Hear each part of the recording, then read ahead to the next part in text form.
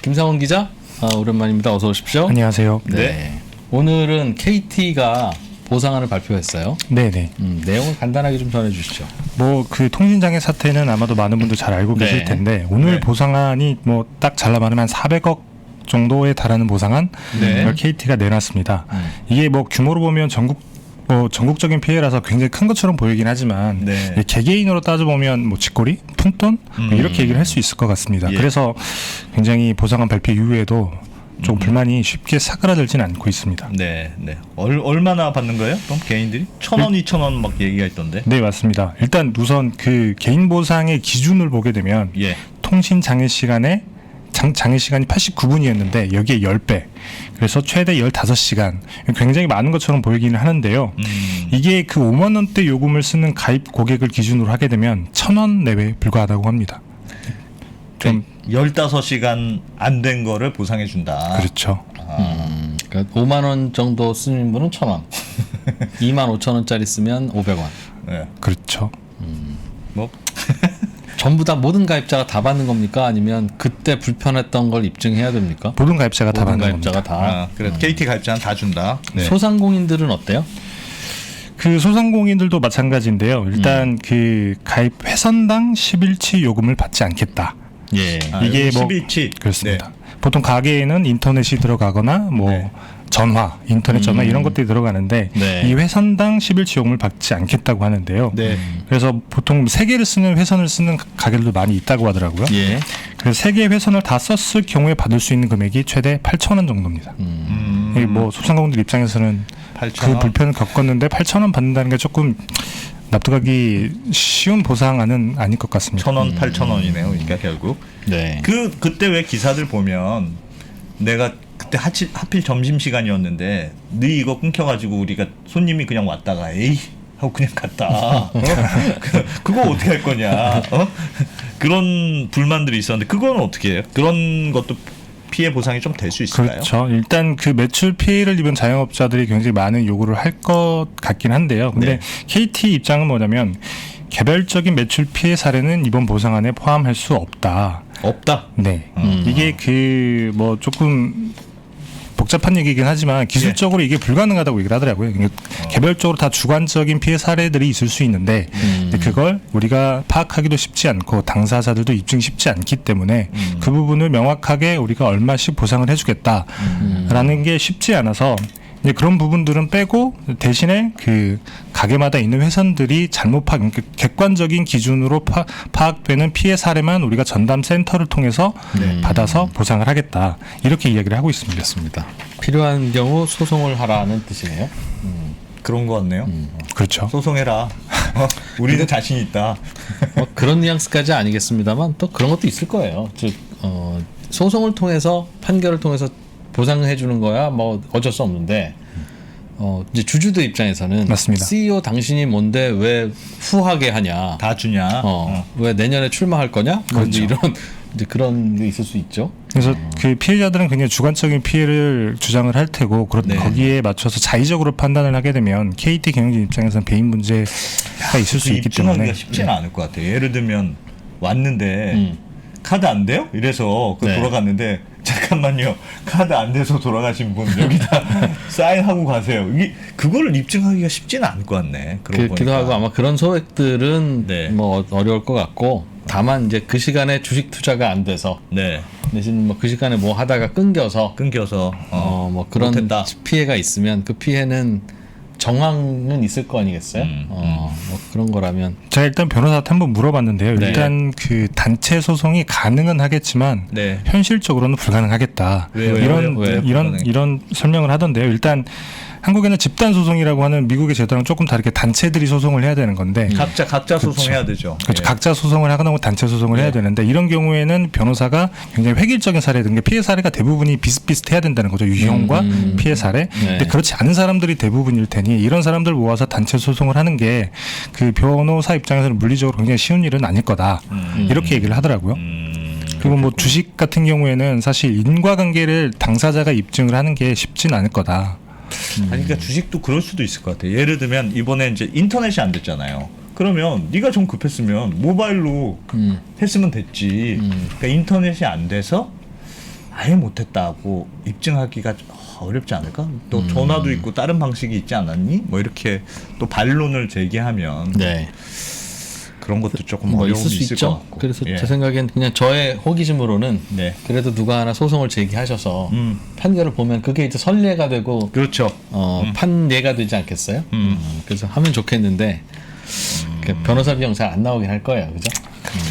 알겠습니다. 소액일 수도 있고 해서 그런데 지난번에 몇 년 전에 아현동 화재 당시에는 네. 소상공인들 피해를 꽤 나름 그래도 어느 정도 보상을 해줬던 것 같은데 네네네. 이번에는 한 10,000원도 그러게. 채 안 되는 요금 할인해 드리겠습니다. 그러니까 왜 이번엔 다르냐?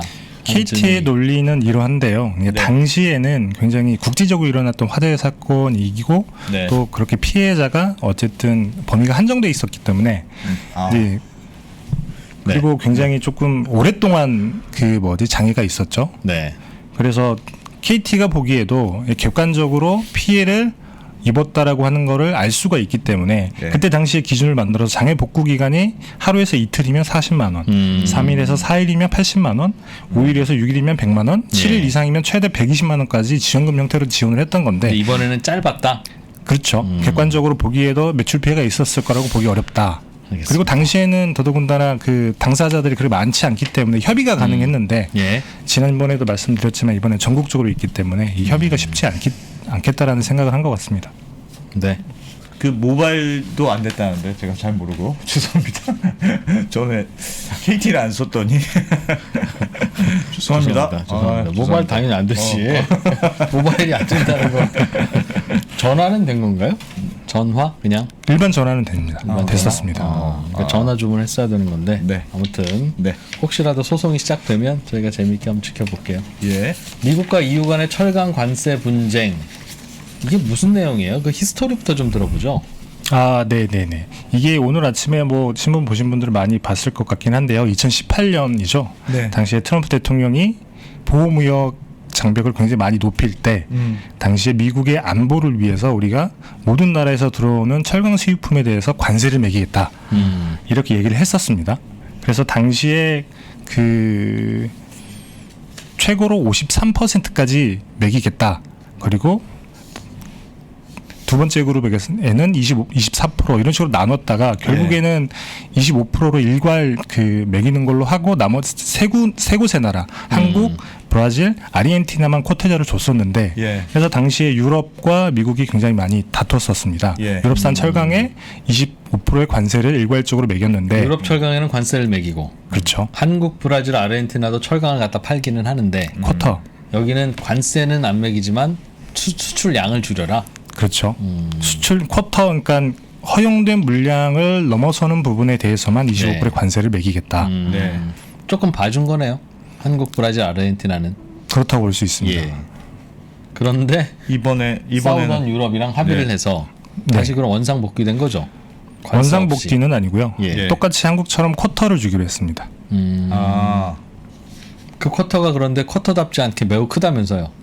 매우 큰 건 아니고요. 예. 이게 그 당시에 저희 한국이 그 2018년 당시에 쿼터를 받을 때도 네. 직전 연도 3개년 평균의 70%였는데 예. 그 물량 자체는 330만 톤으로 굉장히 많은 것처럼 보이긴 하는데 이게 한 75% 정도 된다고 하더라고요. 그러니까 이게 또 똑같이 유럽. 맞습니다. 유럽도 네네. 이번에 330만 톤까지는 무관세로 들어옵니다라고 하는 게 네네 유럽이 최근에 팔던 거의 75% 수준. 맞습니다. 예. 근데 이게 우리나라에 비하면 그래도 큰 것 같은데요. 330만 톤이. 한국이 받고 있는 쿼터에 비해서는 큰 건 맞습니다. 그럼 유럽 전체인데요, 그럼. 이게 잠깐 표를 조금 예. 제가 깜빡했었는데 예. 보실까요? 이거 한국 잠시만요. 미국 철강 수입량 국가별 순위. 아, 네네. 네. 이게 그 한국이 그 지난해 10월까지 한 413만 톤으로 한 4위 정도 되는데 이유는 국가들이 다 쪼개져 있습니다. 독일, 대만, 아니, 대만이 아니죠. 독일, 러시아, 네덜란드 이런 식으로 쪼개져 있는데 예. 이렇게 다 해서 한 300만 톤이 조금 넘는다고 하더라고요. 그래서 이번에 쿼터를 받게 되면 330만 톤의 일부 품목들이 무관세로 들어가 있는 이미 들어가고 있는 것들을 포함하게 되면 전체 다 해서 한 430만 톤 물량을 무관세로 미국에 수출할 수 있다고 합니다. 예. 그러니까 330만 톤까지는 무관세로 하고 나머지는 25% 하고. 네. 근데 한 100만 톤 정도는 이미 무관세로 들어가고 있는 일부 품목들이 있다고 하더라고요. 그러니까 그게 그래서 이런 거 싸우기 전 수준하고 거의 얼추 다 돌아간다고. 맞습니다. 그게 2018년 당시에 유럽이 미국에 수출했던 무관세 물량이 한 500만 톤 정도 되는데 네. 당시 비교하면 90% 조금 못 되는 수준입니다. 거의 다 이제 옛날로 돌리는 건데. 네. 우리도 그럼 다시 돌려주라고 하면 어때요? 그게 조금 그래서 오늘 그 조 바이든 미국 대통령의 발언을 조금 주목할 필요가 있을 것 같은데요. 네.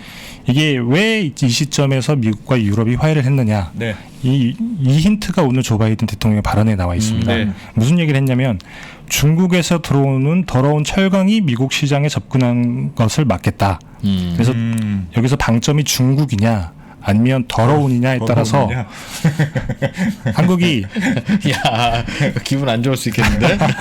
중국에서 들어오는 더러운 철강을 막겠다. 일단은 뭐 중국에서 들어오는 철강을 막겠다라고 하는 예. 거면 저희한테 그렇게 큰 영향이 있진 않고 네. 그 유럽의 무관세 물량이 미국 시장에 많이 풀렸을 때 조금 그 시장 점유율이 줄어드는 정도. 예, 근데 이것도 그 통상 당국에서는 그렇게 큰 피해가 있을 거라고 보고 있지는 않더라고요. 근데 한국산 철강이 워낙에 미국 시장에서 가격 경쟁력이 높기 때문에 네. 유럽산 철강이 무관세로 들어와도 시장이 그렇게 크게 우리가 뺏기지는 않을 거다. 그럼 라고- 미국에서는 철강이 필요는 한데 네. 특히 이제 인프라 공사하려면 더 필요하겠죠. 그것 때문에 하고 있다는 얘기도 있습니다. 그런데 그럼 중국에서 많이 사다 쓰기는 싫으니 네. 의존하기 싫으니 네. 유럽산을 좀 더 쓰겠다 차라리. 맞습니다. 어, 그래서 유럽을 시작으로 해서 동맹국들에게 이 철강 관세 장벽을 조금 낮춰줄 수도 있다라는 그렇겠네요. 해석을 하고 있는 분들도 많이 있어요. 이 다음이 그 다음이 영국, 그다음에 일본 알겠습니다. 있거든요. 한국까지 분명히 올 것이다라고 예. 해석하는 분도 그 있습니다. 순서가 미국이랑 가까운 순서네요. 그렇겠죠. 야, 이거 우리가 몇 번째로 전화 받을지 모르겠네. 그렇고 그러면 그건 중국이 방점이고 더러운 철강이 방점입니다. 이 더럽다고 하는데 방점이 찍히게 되면 조금 골치가 아파질 수 있는데요. 네. 그 네. 일단 더럽다는 게 그런 거잖아요. 그러니까 탄소를 네, 맞습니다. 많이 쓴 철강을 너희가 했다. 그러면 중국만 더럽냐? 맞습니다. 너희도 더럽다. 뭐 이런 그런 기준 잣대를 갖다 대면 어렵다는 그래서 얘기잖아요. 사실 산자부에서 주목하고 있는 부분도 딱 이 부분인데요. 예.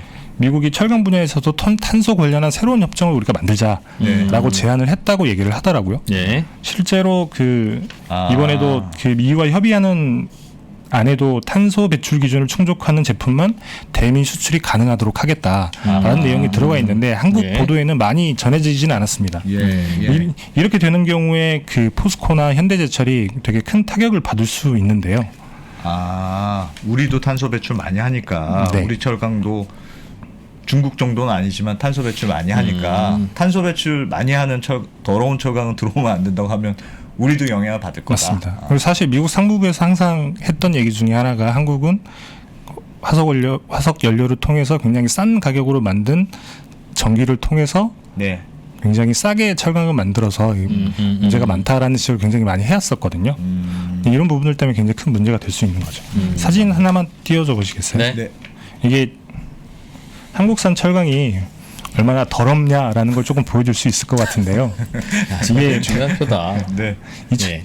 이게 최근에 나왔던 탄소중립 신화로 나와 있는 표인데 이게 네.